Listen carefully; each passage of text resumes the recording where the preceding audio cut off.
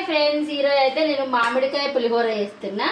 ఒక మామిడికాయ అయితే తీసుకున్నా, పచ్చిమిరపకాయలు, పల్లీలు, ఇంకా ఎల్లిపాయలు దంచేస్తా, కరివేపాకు, కొత్తిమీర, ఇంకా అన్నం. ఇదైతే ఫస్ట్ పొట్టు చెక్కు తీసేయాలి. దీన్ని చెక్కు తీసిన తర్వాత ఇది తురుముకోవాలి. ఇట్లా మనకి అన్నం కొంచెం ఉంది కాబట్టి నేను సగమే తురుముతా, సరిపోయే మటుకు.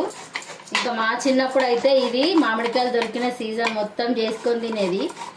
అప్పట్లో మామిడికాయ చట్నీ పెట్టే వరకు ఈ కాయలు అయితే దొరికాయి. ఇప్పుడు అలాంటి ప్రాబ్లం ఏం లేదు. ఇప్పుడు ఎప్పుడు పడితే అసలు అప్పుడు దొరుకుతూనే ఉన్నాయి మామిడికాయలు. ఎప్పుడు పడితే అప్పుడు చేసుకోవచ్చు, కానీ మనకి ఈ సీజన్ ప్రత్యేకంగా దొరుకుతుంది కాబట్టి మనం ఈ సీజన్లో చేసుకుంటాం. ఇంకా మా చిన్నప్పుడు అయితే మా అమ్మ శ్రీరామనవమి రోజు తప్పకుండా ఈ మామిడికాయ పులిహోర చేసి పెట్టేది. మొన్న శ్రీరామనవమి రోజు నాకు చాలా గుర్తొచ్చింది అమ్మ అండ్ పులిహోర. అమ్మ చేసే పులిహోర గుర్తొచ్చింది. కానీ నేను ఆ రోజు గంభీరావుపేట వెళ్ళిన కదా, అక్కడ మేము వెళ్ళిన వాళ్ళతో కూడా చెప్పిన, ఈరోజైతే మా అమ్మ మామిడికాయ పులిహోర వేసేది ప్రతి సంవత్సరం. మామిడికాయ పులిహోర ఇంకా ఇట్లా దురుముకోవాలి. తురుక్కున్న తర్వాత ఇది అన్నంకి కలుపుకోవచ్చు, కానీ కొంచెం ఒగరొగరు ఉంటుంది. మనం పోపులో వేసుకుంటే ఇంకా చాలా బాగుంటుంది. ఇప్పుడైతే స్టవ్ ఆన్ చేసుకొని కడాయి పెట్టుకొని, కొంచెమే ఒక 2 మందమే కాబట్టి సరిపోతుంది ఆయిల్. చాలా బాగుంటుంది. మీరు కనుక ఇట్లా ట్రై చేసి ఉంటే కామెంట్ చేయండి, ఇలా ఎప్పుడైనా చేసుకున్నారా అని.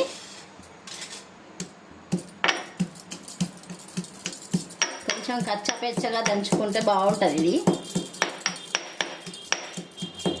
సరిపోతుంది. ఇట్లా తినేటప్పుడు నోటికి పంటికి తగులుతూ ఉంటే బాగుంటుంది. ఇప్పుడు మనం ఆయిల్ వేడెక్కిన తర్వాత జీలకర్ర, ఆవాలు వేసుకొని ఇవి మంచిగా గోలనివ్వాలి. గోలిన తర్వాత పచ్చిమిరపకాయలు వేసుకొని, తర్వాత పల్లీలు వేస్తే పచ్చిమిరపకాయలతో పాటు పల్లీలు కూడా వేగిపోతాయి, రెండు ఒకసారి. ఇప్పుడు దీంట్లో కొంచెం మనం సాల్ట్ అయితే వేద్దాము, ఎందుకంటే పచ్చిమిరపకాయలు చేదెక్కకుండా ఉంటాయి. ఇట్లా వేయడం వల్ల మనం మిర్చి తిన్నా కూడా బాగుంటుంది రైస్తో పాటు. వెల్లుల్లి పేస్ట్ వేసేసి ఒకసారి కలిపేసి కొంచెం పసుపు వేసి మామిడికాయ తురుము వేస్తున్నా.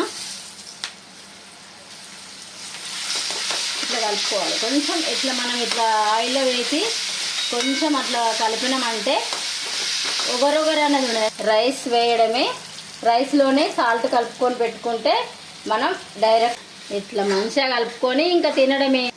కొత్తిమీర వేసేసి ఇంకా సూపర్ ఉంది. ఖచ్చితంగా మీరు చేసుకొని ట్రై చేయండి. ఎలా వచ్చిందో కామెంట్.